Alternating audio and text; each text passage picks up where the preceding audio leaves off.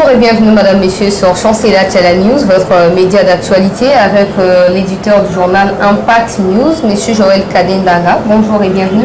Bonjour. Eh, pourquoi vous média non? C'est un autre boss abonné quoi? Non, c'est un abonné. Maman et papa et boss abonné. Yoga lingala ni ezala na buzoba. Boss abonné. Abonnez-vous. Boni abonné, voilà. Batba s'abonner. Pas lingala. Merci, mon amboka Joël Kadé. Merci également Nabino Baignon sur Bozana Libakou ya Kolanda Biso. La session où il y a actualité na yonde longo. Tokoyeba na kobeta masolo ya Baignon chez Akoleka na mboka na Biso. Tokobanda na assemblée provinciale bipa ikani Biso monto utikuna. 33 sur 36 députés, on a voté contre départ il y a mon amboka Godin Poi, donc Godin Poi Atikal Kaka président et assemblée provinciale de Kinshasa. Tokoyeba na kolobelango awa tokolobela pe sorti à gouvernement. Qu'est-ce qui bloque? Pratiquement 6 semaines banda banoma sama lukonde et le koni les akopexa été gouvernement et bima tokoyeba na kolobelango awa tokokende pe bipa ikani mokonzi mboka akendaki na ngumba bapa ya Kata asignaki ba accord na makambo etali aéroportuaire na portuaire pour avantage ya mboka na biso Congo tokobeta lisolongo wa 12 millions oyo na kati ya ministère ya économie ekei wapi dossier yango eza ndenge nini en tout cas tozwa libaku ya kozwa ba explication ndenge sengeli et non na yo mona mboka Joël Kadé tomoni 17 députés baebaki bongo provinciaux baebaki na ko signer pétition pour na koloba ete Godin Poi akoki susu ko présider bango te ye na bureau na eba libérer plancher batu ya sika bakota mais à la surprise de tout le monde lelo na assemblée provinciale tozaki bongo na 36 députés provinciaux et sur 36 wana 33 baebi na ko voter contre 3 seulement na autant ba kombo na bango até ba voter pour départ et puis tant ba 6 votes ba bimba moko ba kei 17 députés ba signé qui pétition ba kei wapi likamongo ba luki ndenge ni on a ko yeba te mais oui que na mboka na biso très souvent makamba kanya ke sala ka mingi le kaka na ratio na raison ce qui fait que mboka na biso moyen que liboso ba bagozo initiative liboso après Mambongo Tamboli, je sais que Mbongo est à l'État, c'est normal que Batbani retire ce qu'on a action, Batika que l'initiateur, notamment mon ami et mon frère Mike Mkebaye, parce que c'est parmi des gens très honnêtes et très intègres. Moi, Namboka Peter Kazadi, c'est parmi des gens très honnêtes et très intègres. Ceux qui ont mis Kotina du Kambu, quelles que soient les raisons, quelles que soient les conséquences, parce que là, ça démontre qu'ils sont d'accord. Moi, Namboka, pasteur Godin Poi, Bisoto, Tchelaki, ma yele, ma kansi, ma casse, parce que non seulement Kazali, professeur d'université, il est enseignant à l'université, Mamoussa Nanzambe. Non seulement comme ça Nanzambe, mais Amutu Yabato. Donc, Tokanisaki que Nenge Akolekawana a organisé de telle sorte que l'Assemblée provinciale est ça là. Pour l'Assemblée provinciale, la mission n'a pas été balée, il y a du bosso, ils ont légiféré au moyen des édits. Depuis Azawana, est-ce qu'on peut évaluer un peu et dire combien à faire voter? Des deux, moi, Namboka, pasteur Godin Poi, que moi je supporte personnellement et que j'aime, en dehors des autres considérations. Mais il bloque le contrôle de l'Assemblée provinciale. Session en cours ici, il n'y a eu que 3 plénières. Plénière d'ouverture, plénière de clôture et une petite plénière. Et tala l'olenge qui ça s'est commis. Et en termes d'infrastructure, et en termes de salubrité publique. Donc, au comment on a que toutes les initiatives, il y a des députés, ils ont les catés parce qu'ils protègent Godin Mpoi et Giantini Gobila. Et voilà l'état dans lequel nous vivons aujourd'hui. Ce que Moujima, et qu'est-ce que je dis? Ce que par exemple, na Okatanga, et pas Jacques Yaboula. On commence à bandeler au Salima. Ce qui est pas mouillé, je commence à bandeler au Salima. Dans la ville, bandeler au Salima. Ce qui est na Otuele, on commence pas à Baséane, Nanga. C'est les autres Salima. Mais awa, tous les gens qui ont Salima, ils ont de la wapi, il y a Elengisa. Oh wapi, d'ailleurs, moi, je suis président de la République, Félix Antoine Tshisekedi, après ça, qui est le Gobona. En dehors de ça, Kin Bopeto est comme une poubelle, les lots. Alors dites-moi, boule betata mukao komona ndenge mai kozing et inondé bureau na yemoko ya gouverneur. Alors pourquoi on ne peut pas, on est complaisant vis-à-vis du gouverneur, et là c'est de la responsabilité de l'Assemblée provinciale. Comment ça se passe hein? Parce que on va comprendre lien wana gouverneur Jean-Sini Ngobila bango assemblée provinciale ceux qui va voter contre tout pe va préserver godé pour babi à kendete azala wana en quoi ça impacte directement sur la gestion du gouverneur? Ça impacte sur la gestion du gouverneur parce qu'au moins il y a répartition des tâches. Nous sommes dans ce que Montesquieu appelait la séparation de pouvoir. Et le pouvoir contrôle le pouvoir. Le pouvoir arrête le pouvoir. Vous avez d'un côté le pouvoir exécutif et de l'autre le pouvoir législatif. Le pouvoir exécutif est quoi adopter programme où il y a gouverneur à qui l'a représenté et pas un pouvoir législatif représenté ici par l'Assemblée provinciale. Et de l'autre côté vous avez le pouvoir judiciaire. Mais au lieu que Godé, pour que le pouvoir exécutif ait ça la pinza, et me sentir na complaisance, il faut le gouverneur à ça là. Est-ce que le gouverneur a ça là, il y a ayokana ba député provincial. Parce que le gouverneur a été élu par les députés provinciaux. Il y a Mobeko Mokozi. Et puis l'Assemblée provinciale, Bokonzi a contrôler contrôler le gouvernement provincial. Parce que le gouvernement provincial va contrôler en côté. Et moi, le camion on a beaucoup de temps a été gentil, nous avons visé la procédure au député provincial. En principe, parce que action, initiative, nyonso ezali koute pas député provinciaux et ezali il y a gelé à niveau du bureau de l'Assemblée provinciale. Parce que le bureau de Moutou a signifié na gouverneur motion tel ezaliawa contre tel ministre, mais si on trouve que non, facilement on peut prendre l'argent pour nous faire des députés provinciaux et que nous sommes à la commune passe et on passe l'impression de continuer. Toyoka qui ba déclaration ya vice-gouverneur Nerombo Waza ko été makambotali kimbope to budget ezala kité vision claire ezala kité makamboma mika kili bongo ndenge to komi nango lelo boye. Est-ce que le président de la République Tangoye Koloba ayambi ba syndicaliste ya Zando na hôtel de ville notamment à Solna Bango a pesi ordre été ba banda kotonga Zando est-ce que yé moko pe akoi na kati ya manque ya gestion to pe ya vision claire na kati ya makabota kimbope to te yé moko ya boka.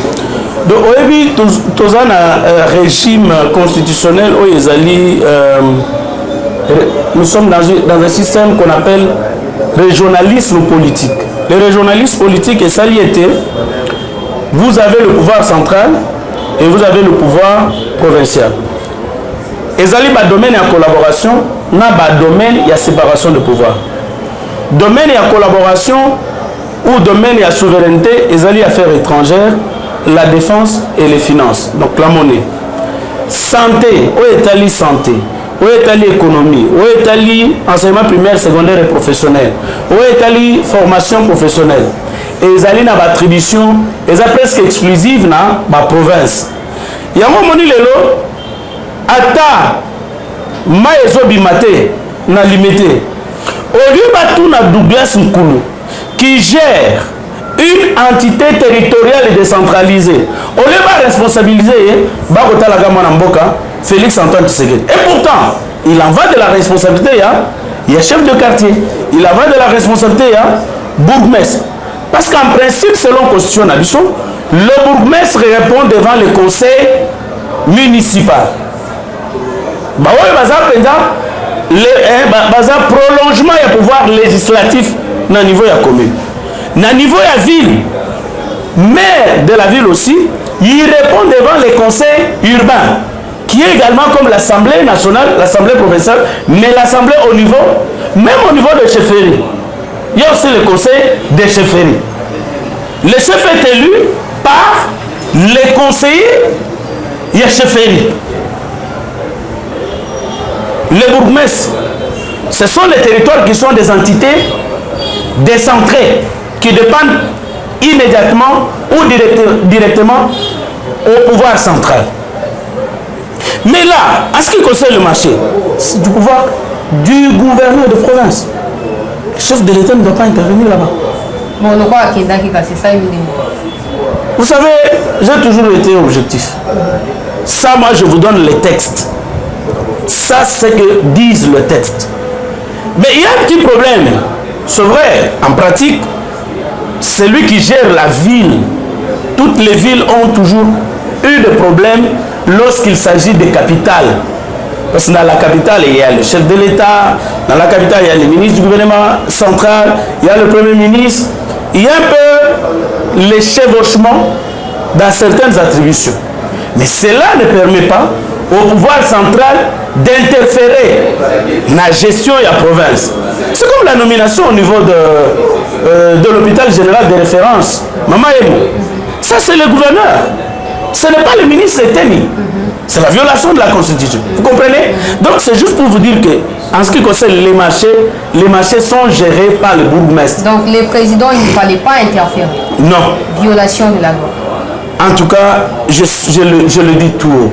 Et donc, bref, c'est pour vous dire que les gouverneurs doivent assumer ses responsabilités et il devra être contrôlé. Mais là où je suis d'accord que Godin pour y soit reconduit, il faut qu'ils comprennent que Bissoto Tchelake Motema, qui nous ne déçoivent pas.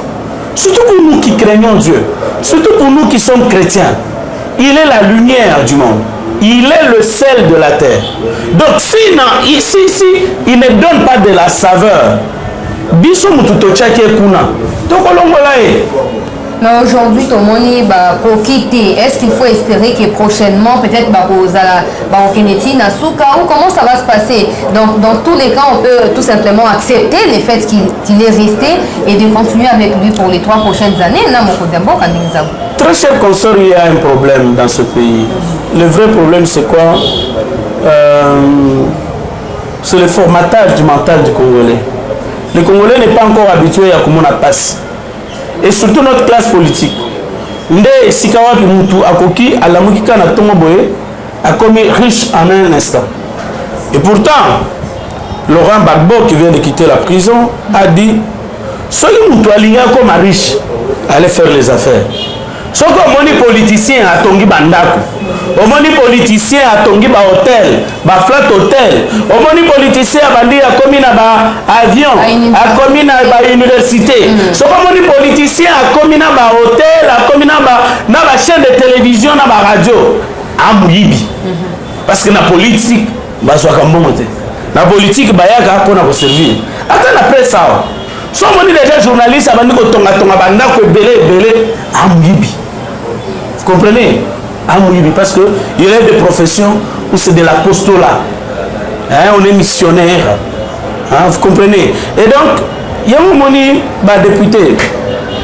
Je ne leur impute pas cela. Mais le système, on le connaît dans notre pays. Je sais que le week-end, il y a eu vraiment du travail. On avait réuni les députés quelque part. Mike Mukeba, il avait dénoncé. Bon. Est-ce que c'est ce qui a conduit leur agir? Je puis peut-être tomber dans l'affirmative. Voilà ce que je peux vous répondre. Voilà, c'est fait comme ça. D'un sujet à un autre, apparemment cette fois, on a Ouetali Makamboya, gouvernement central. Moi, je suis Joël Kadé. Tozui na yoba émission, les belé. Au gouvernement, il faut être premier ministre, premier ministre sortant, prise en charge par les gouvernements, par les trésors publics. Oh, ça m'a nous des trésors publics. Qu'est-ce qui bloque la sortie du gouvernement jusque-là? Bon, na lobaki yango na émission ya ndekolo mususu nayebisaki que mutu abandaki mariage na Kabila ezalaki mwana mboka Félix Antoine Tshisekedi Tshilombo. Mutu abuki mariage yango eza mwana mboka Félix Antoine Tshisekedi Tshilombo. Mutu abandaki consultation ezalaka ye moko.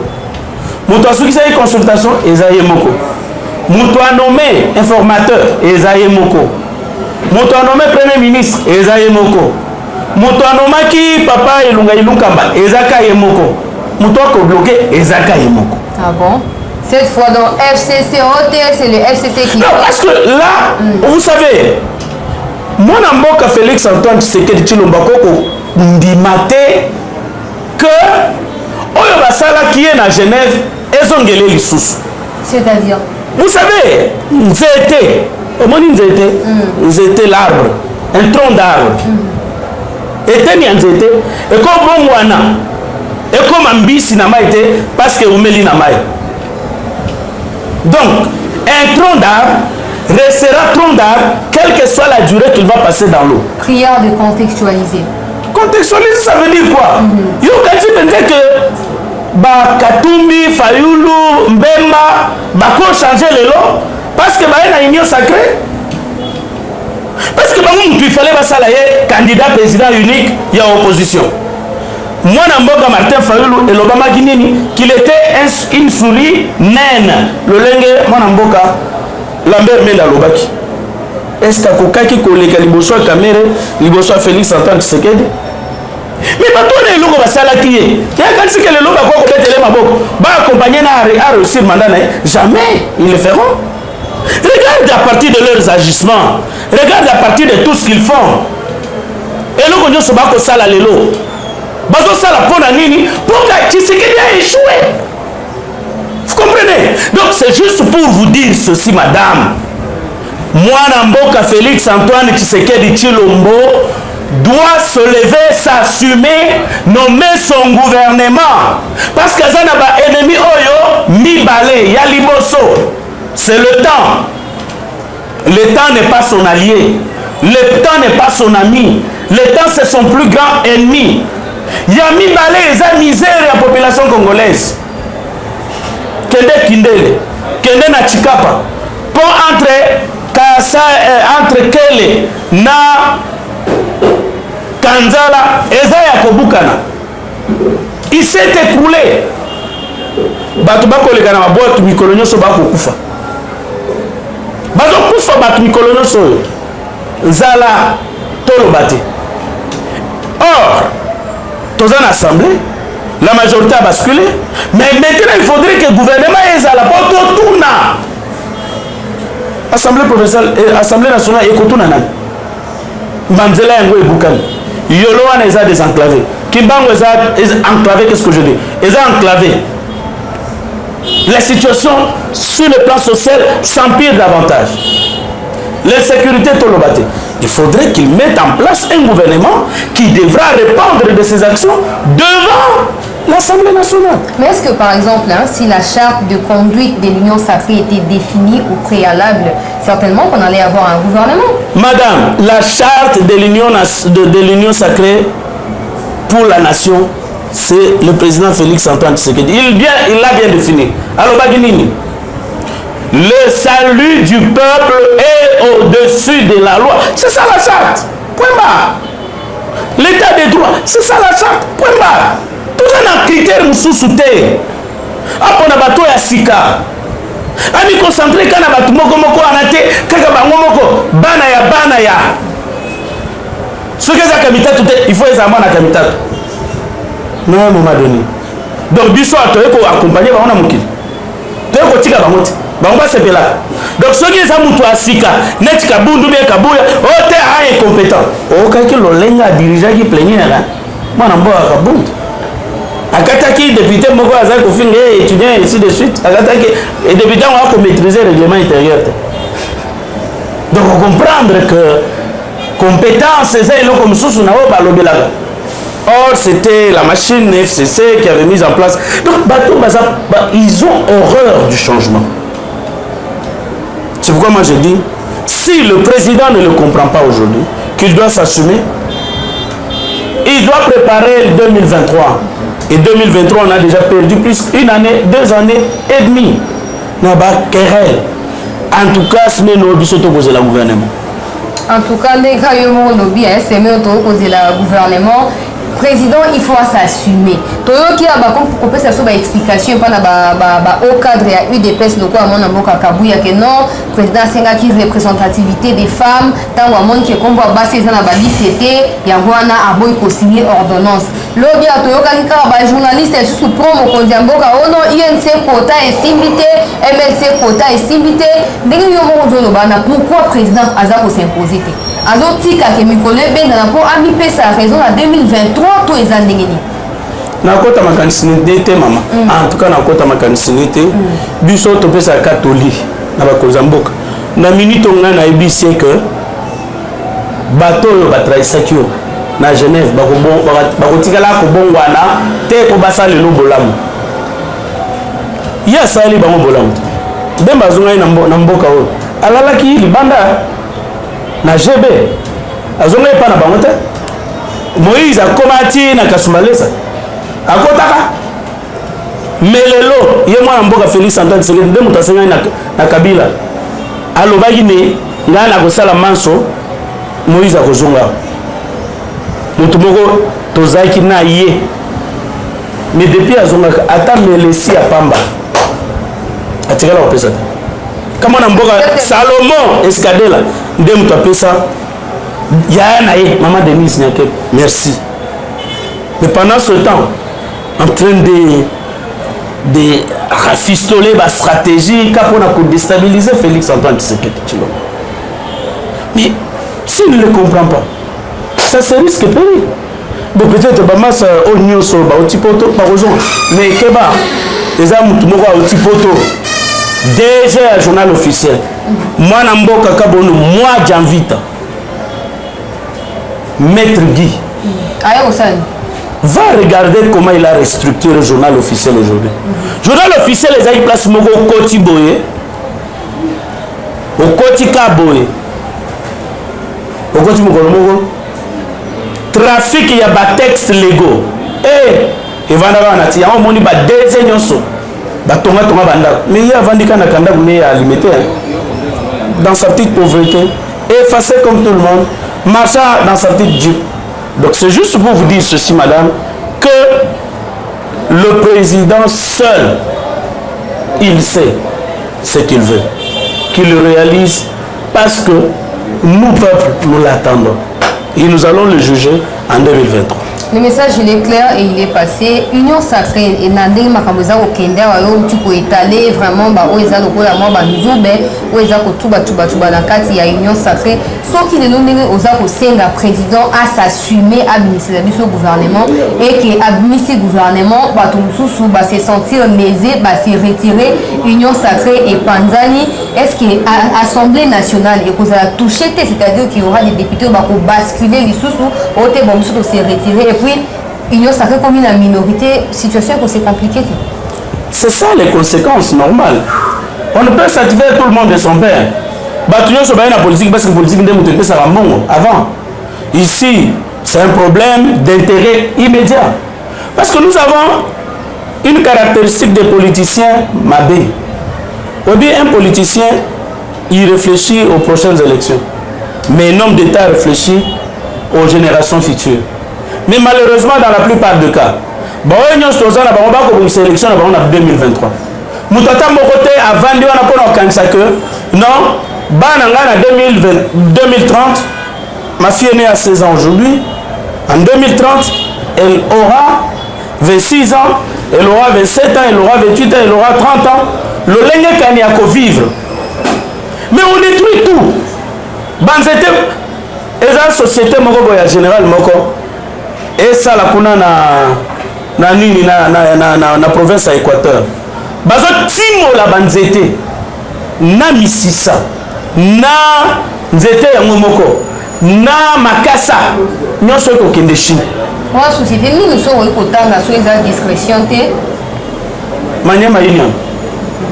Kende ONG mais ko sala na donc bako timola na misisa na nzete na makasa nyonso okende Manyema union na kati ya équipe Manyema s'il vous plaît madame. Donc c'est juste pour vous dire ceci que quel est la collège quand vous êtes dans un vol d'avion au kotala collège nyonso tel qu'entouré eza mabulu donc mokolonso boko situka boye mabulu wana na kolozi mobimba ezindière wow. Donc c'est pour vous dire que les gens ne réfléchissent qu'à leur petit gain immédiat. Et quand vous regardez ces gens-là, une fois que balongo pouvoir talane ba comme on passe et surtout que tokendaka kuna te na richesse nyonso tozwaka libandako nyonso ekotikala eza biloko ya mokili baordinateur na ngai soki lelo nakei nyonso ekokende kiboteno nyonso wana ngoi nyonso ekokende ole bato bakanisa ta vie éternelle ole bato bakanisela bana na biso bakoka kovivre wapi e bato bakanisa kaka lelo yango wana union sacrée ekopanzanaka mpona nini parce que bato basaka kokanisaka lelo et voilà pourquoi. Voilà, on ne souhaite pas que ça se passe comme ça. Nous espérons en tout cas, bis au peuple congolais, des solutions comme on en a rapidement et que tout le monde a gouvernement Kobima.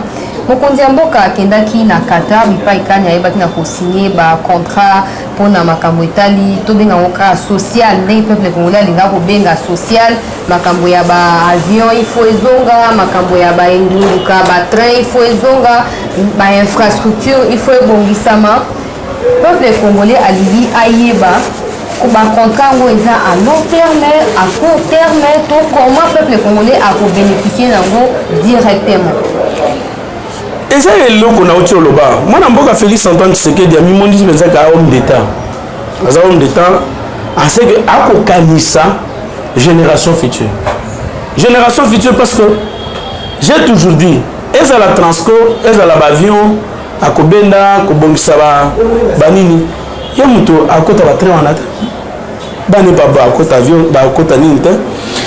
L'Olenga Balwa Nabiso et Bongisami, ça fera en sorte que Lobi kuna bane bazalaka na moyen de voyager. J'ai vu les gens ont fait la polémique sur le fait qu'il soit voyager avec son fils. Tel niveau Sibiso, Congolais. Regarde un peu le niveau où on remet les Congolais. Donc pour toi voyager dans mon état. Un chef de l'État peut manquer de quoi payer un billet pour son fils à Kenaï. Voilà un peu là où on est arrivé. Donc c'est bref pour vous dire que tous les contrats, c'est pour le peuple congolais. C'est pour l'intérêt du peuple congolais. Ba wagon à Kosovo, ba avion et Koyaka na Qatar, Kobongisa ba aéroport et ainsi de suite. Ça va être en faveur des générations futures. Dans 5 ans, il peut faire que Azalate. Il peut faire que dans 10 ans, Azalate.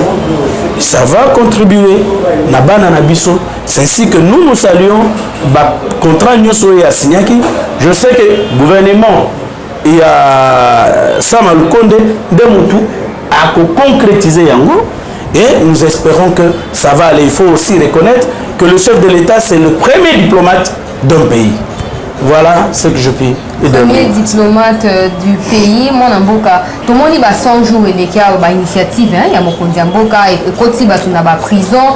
Tout le monde a fait un chantier dans la cabine, dans la infrastructure. Tout le monde a fait comment inachevé. Politique nini esengeli ko accompagner ba projet topé ba accord Mokonzi Mboka a signé pour tout le monde a été que ba prison kakate mais tout le monde a fait que tamboli pe na nzela ni yango esali. Maman, non matina na so de Mokonzi. On se met sur des motos. Mais ici, mais tika maman. Bilo kwa tseke des années tia Kabila te. Bilo kwa Kabila ne akokende fibre quoi? Optique. Fibre optique. Abeti épicité. Qui que vous m'avez oh, ouais ça va pas. Baké balancer ba train. Et tu n'as jamais comment on a. Baké ba sombi ba wagon en Afrique du Sud. Ba tchétché peinture ba yenango train yango. Et ça biloko belé awa. Ata o nani centrale ya Zongo ba otai ko inaugurer. Donc Kabila sai kaka mutu ko inaugurer ba makam. Oh ya aéroport modulaire oyo. Ya aéroport ya international ya Njili. Tilelo 320 millions ezindama tilelo. Otikala ko yoka. Donc il y a mutu ezaki ya bandi so ya inaugurer biloko esilaka te. Mais biloko atiseki soki ya bandi ngo esilaka. Toza na nzela oyo uti awa Kabila bandaki ezaki Union européenne et uti ati Chikapa mais lelo Tshisekedi asali déjà Chikapa tika na goudron na oke lelo na village ya mama na ngai okuta oyo ya papa na ngai na kokende na goudron tina nde na koma village. Donc vous comprenez que Tshisekedi azanet et c'est dans 2 ans. Problème tozo qui na Félix Antoine Tshisekedi des communication né bato ba te qui penza ba action était. Même quand on parle de la sécurité là, quand vous allez dans l'Est là, mais on grossit tout simplement les faits. Parce que ça va tout ça, mais allez-y. À Beni, dans la ville, il n'y a pas de sécurité. À Lubero, à Butembo, en ville, il n'y a pas de sécurité. Mais ça brousse. Et dans des contrées beaucoup plus lointaines. Mais pourquoi ça veut dire que ça n'a Beni? Bon, Beni est un territoire, Beni est une ville. Butembo est un territoire, Butembo est une ville. Mais le comble, c'est quoi? On ne communique pas. Je l'ai dit au général Kassonga dernièrement, mon général, vois les journalistes qui sont dans Bango na front, bala qui samsala basoda na biso ba kosala mama. Bande qu'on a biso baso kufa na front, il faut un travail de qualité. Basu ebele ba o ba kobela ba nef mais ba rwandais. Ba libérer yango. Ce qui nous manque aujourd'hui dans le service de sécurité, c'est le degré à infiltration des Ayamakasi pendant 18 ans. Le régime Kabila a travaillé qu'il y a injecté les Rwandais, les Ougandais, les Burundais dans le service de sécurité. Quel est le DGDA? Quel est le DGDA? Quel est le NER? Quel est le DENIAC? Beaucoup salani. Beaucoup salani, M. Gimnaku. Beaucoup de bangouni belé. Et moyen pays à identifier bango. Avec le système depuis 1984, il n'y a jamais eu de carte d'identité. Mobutu a salaye na bangwanda na ba Asel Bikawa ou à Paris. Basala poto zalana carte d'identité. Et l'infiltration a atteint des proportions inquiétantes. À tel point que Moutouako le bima Angola, a comme na Congo, a vu carte malamo, net caméraman na yo. Angolais, oui, mais avant que vous allez angolais, mais parce qu'il n'y a pas de carte d'identité. Moi, Joël Kadi, en tout cas, tous parenthèse, nous avons la sécurité. Oui, quand même que coopération militaire rwandais, nous avons une source dans la Belé à Congo. Mon conzambo a conduit ma moto et pour ça, les mandingues nini, dès que tout le monde a beaucoup Jean-Claude Kat, Azako Beta, c'était na Twitter à lobby, Tokungite au Rwandais, Salana au Bazako Sala, Mboka Nabiso, comment vous pouvez autoriser Bazonga juste dans Mboka? Maman, oui, la sécurité, c'est une affaire tellement sensible et très technique. Ma peine en Mboka Nabiso, c'est que tous en a non-sologue belé.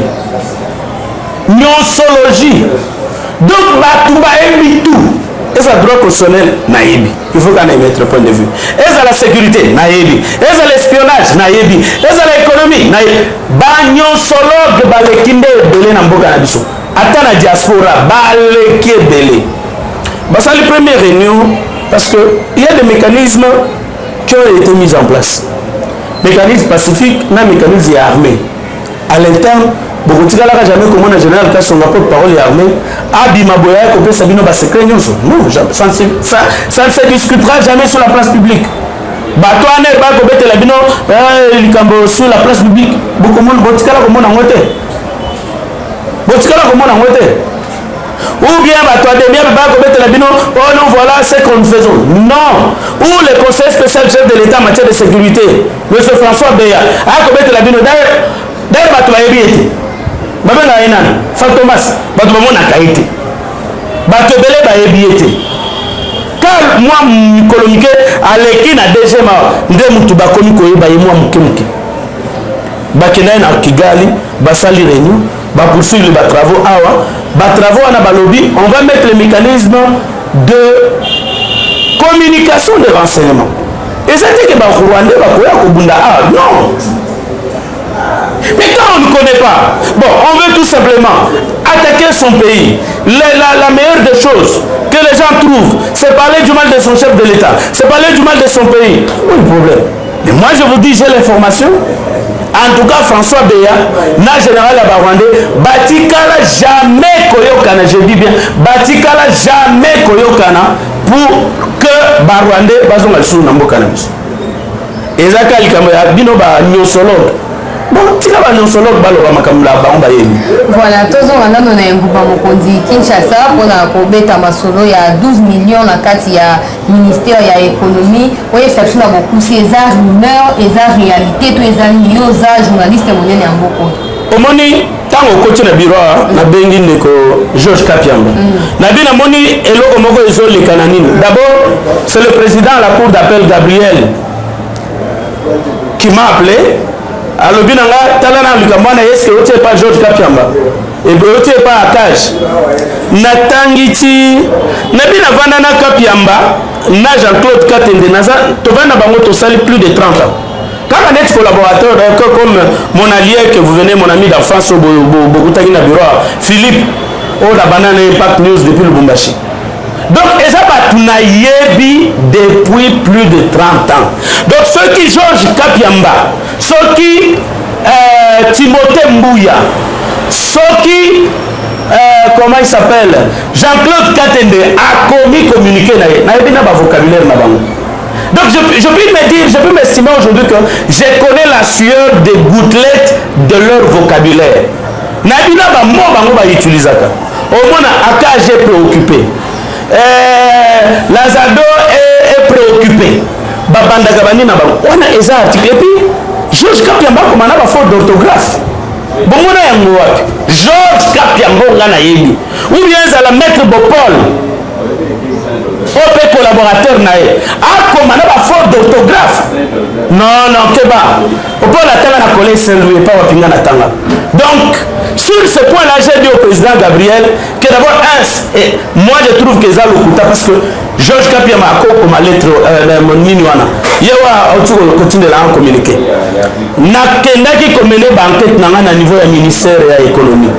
Et puis Kapiamba akoki ko finga facilement dire car ya chef de l'État ako finga facilement Alingeti, c'est quelqu'un de très poli, de très courtois, même quand il vous attaque c'est avec des propos en tout cas mesurés.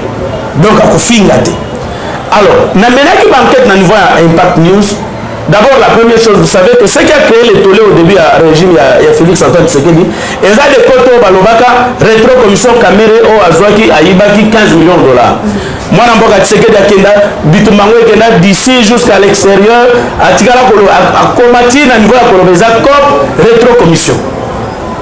Depuis moi, Namboka, Akasia Bandubola, à Koti, na pouvoir comme ministre de l'économie, président de la République à lobby, lolenge tofinga mi makasi na makamba 15 millions de côtes pétrolières et kotika la lisuko zalate na mboka oyo rétro commission na likambango kata yango et kata mambala moko. Ce qui fait que tant que mboka akasa bandubola koti akutaki dette ya 300 millions de dollars. Il y a un manque à gagner, il y a des frais financiers, il y a gouvernement Kofuta, il y a pétrolier. Parce que le secteur pétrolier, il est réputé stratégique. Donc le prix du transport en commun, le prix du pétrole, parce que nous sommes dans un marché libéral, en principe, c'est l'opérateur économique lui seul qui fixe. Mais en ce qui concerne le pétrole, en ce qui concerne le transport en commun, la loi reconnaît au ministre ayant en charge l'économie d'en fixer le prix. Et au gouverneur ou bien au maire de fixer le prix de transport en commun. Pour quelle raison? C'est pour éviter que côté Kuna, ça va avoir de l'impact sur la vie nationale. Ce qui fait que depuis des années, gouvernement et qui s'est pris, il y a essence, il y a mazout, il y a ce qu'on met dans la vie encore, c'est quoi? Pardon? Kérosène, c'est l'État qui fixe. Mais maintenant, l'État supplée, n'est-ce pas, au manque à gagner, il y a le pétrolier. Et c'est ce qui a été donné comme 100 millions à l'époque. Il y a une commission mise en place, la présidence Bazali, la primature Bazali, ministère de la Finance Ezali, DGDA Ezali, ministère de quoi budget Ezali, ministère de l'économie Ezali, ministère de l'hydrocarbure, Bangoyo Bazanakati. C'est ce qu'on appelle la décote pétrolière.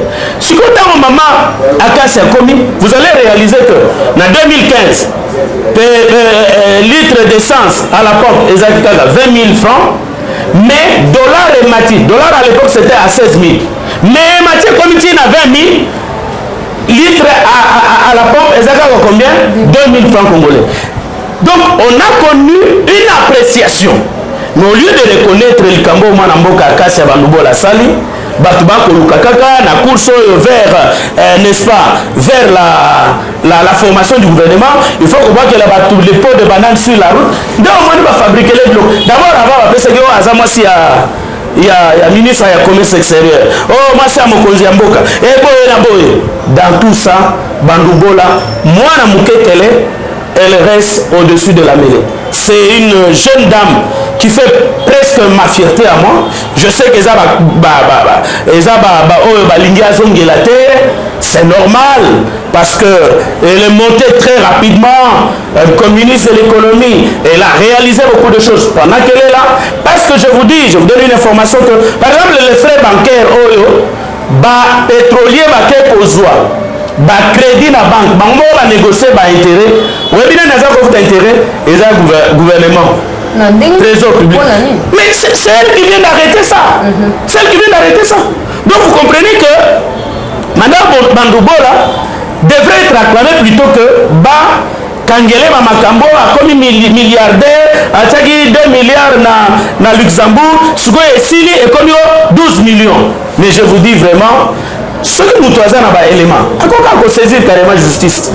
Bakomi okotsa kuna Guilin Nyembo, bakotsi Alingeti IGF, bakotsi bakebele belé. Non, c'est pas ça le cas. Donc c'est du pire mensonge.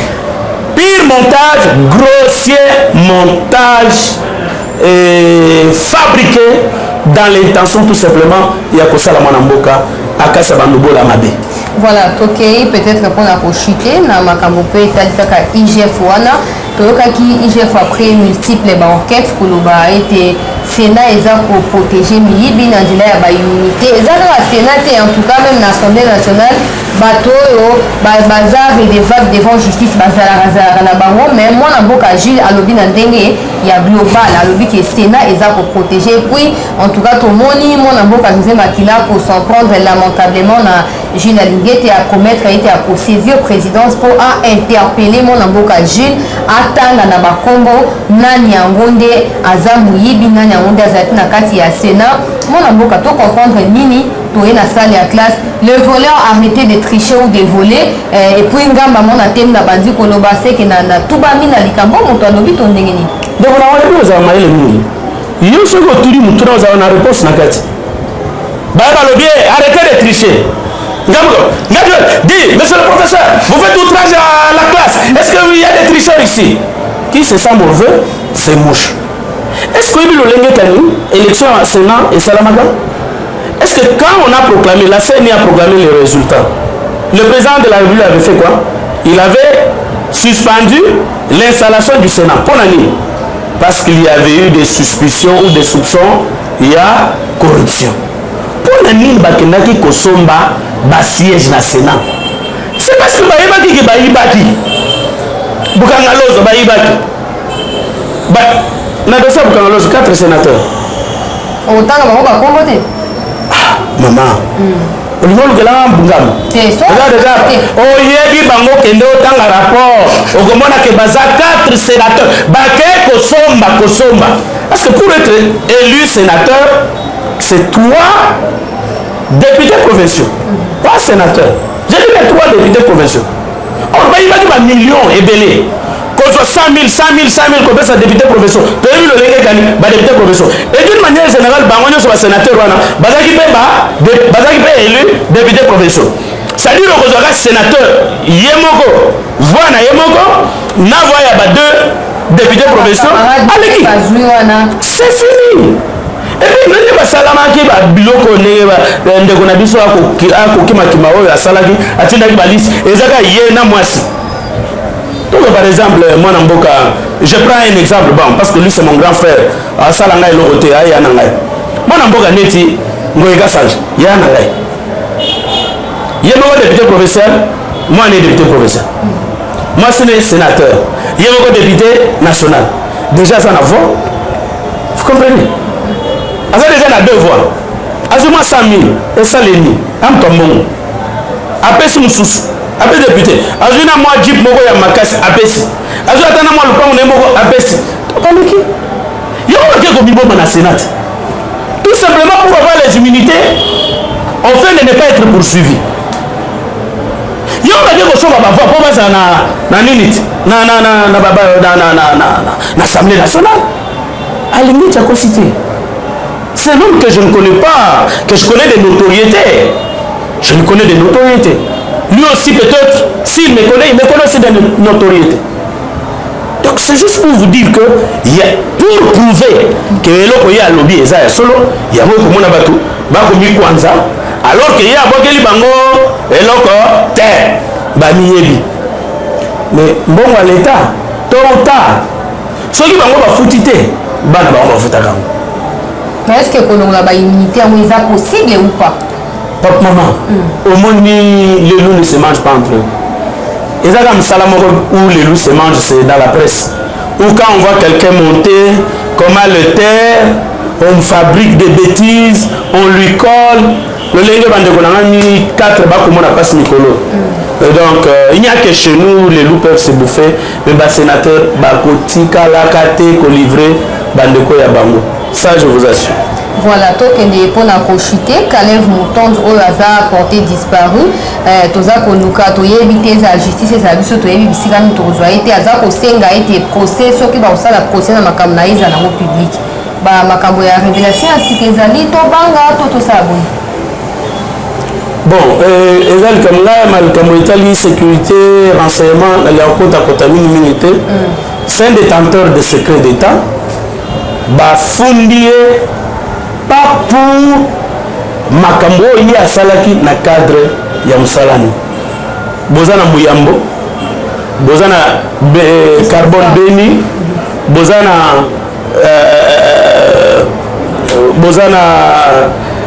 baonyeso okangi mutu loi na biso elobi yo OPJ dans 48 heures au sali instruction na yo au transmettre mutu devant son juge. Kangi bato 2 ans 3 ans webi ke mwana mboka ndeko ya ngai Moïse Choko Chembo ya Sakane akufa parce que 2 fois arrêté. Première fois 9 mois, deuxième fois je crois 12 mois. Bakangi o tikalika na aner boy au mona avocat noté au mona bandeko noté au mona ba noté. Mais ça c'est une torture et c'est interdit par les conventions internationales et même par les lois nationales. Ce gars est innocent. Moi je crois qu'il devrait se rendre devant les magistrats. S'il est innocent, on va le disculper. Et pourquoi il n'a qu'aucune? Vous avez qu'aucune, c'est juste qu'il y a comme aucune malelo. Vous avez comment il s'est dit comme comment paix. Ah mon client. C'est pourquoi la roue tourne. Comment ça va bien à s'il vous plaît? Hein? Ça va comme le texte est prescrit. Parce que de la même manière, on a ce c'est mon pasteur Roy Bondo, pour ne pas le citer. Alors quand tu es puissant, laisse ta puissance au-dessus, laisse ta puissance s'élever. Mais yo tikala na sama bele. Parce que mon puissance non est kokita. Écoute au cas place et tikaki.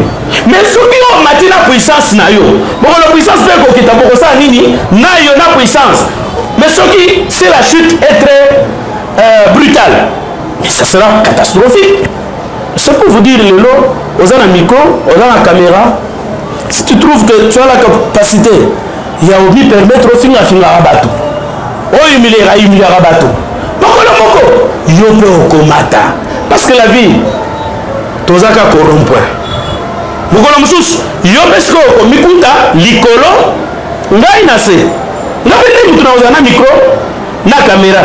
Yo wana nani maire à ville gouverneur ngapena ko bana pe chala soit d'ailleurs yo kuto za muluba yo kuto za muto Équateur te tala kombo na yo lokola ba ko moni sande ko ngai Jean-Pierre Lia ou passe lelo makamba ko traiter la famille et komika na média ezaneti akomaki député ba konomé na komba papa na non quoi les compétences, les expériences, les expertises.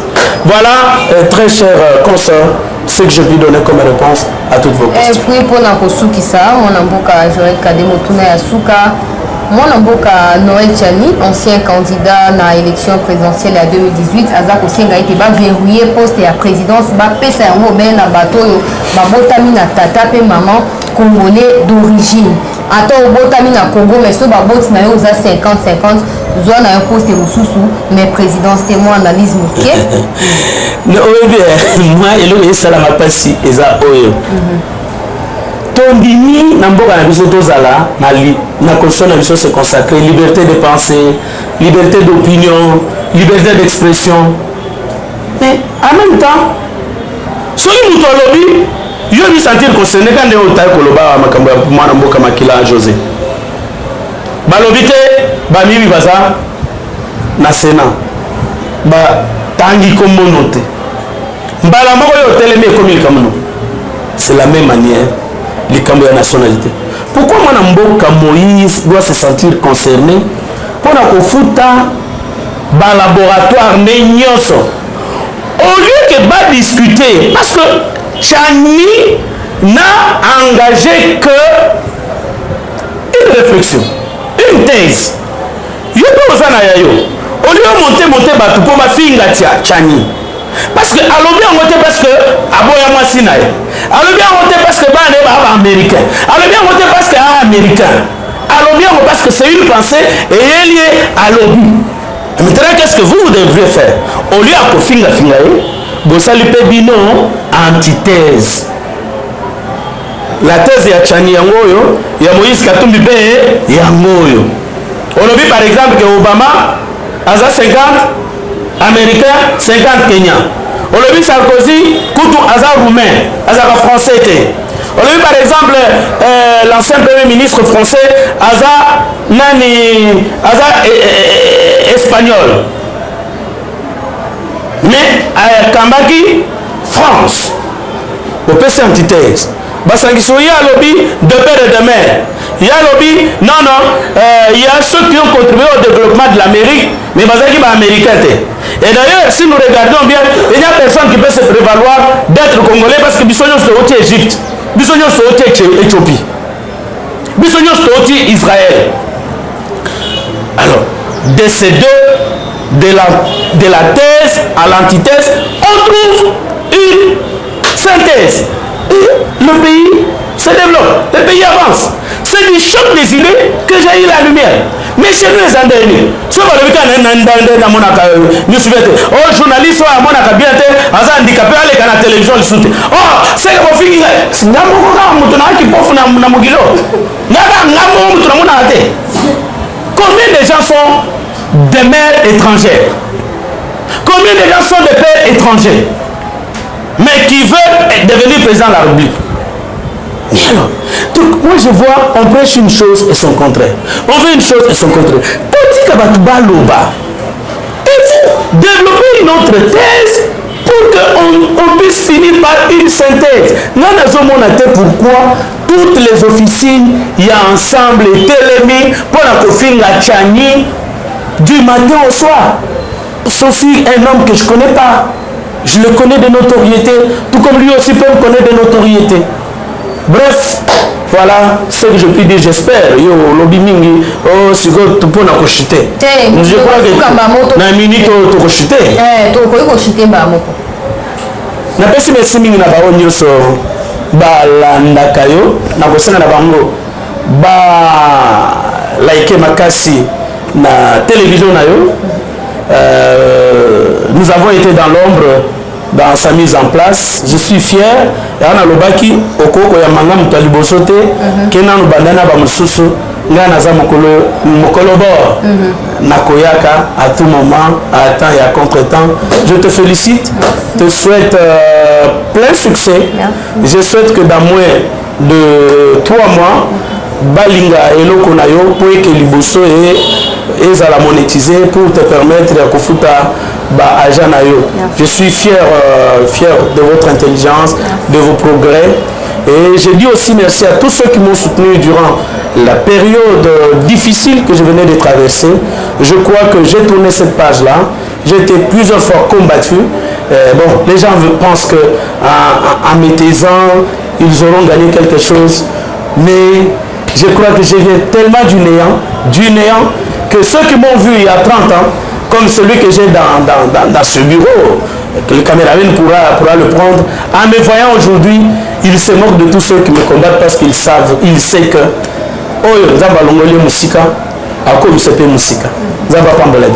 merci mingi mwana mboka Joël Kadé, même si tolobaki yango te na chancelier ya la news, mais tozalaki toujours wana mpona kotia mpe na mabondeli mpo toyebi mboka na biso bakozwa eloko moko ezangi ntina batomboli yango kaka po banuire moto moko boye oyo mpe peut-être aza na ye na rien à voir dans l'affaire. Gloire à Dieu nini moko témoignage wa ete tout va bien désormais. Merci na bino bainyoso bozwaki libaku ya kolanda session oyo ya bainformation na chancelier ya la news. Merci na mwana mboka Nzuzi wazalaki bongo na nsima ya caméra mpona koréaliser bandeko balandi bozwa rendez-vous na ngai na bangonga oyo na chancelier ya la news matondi mingi mpe tokutani.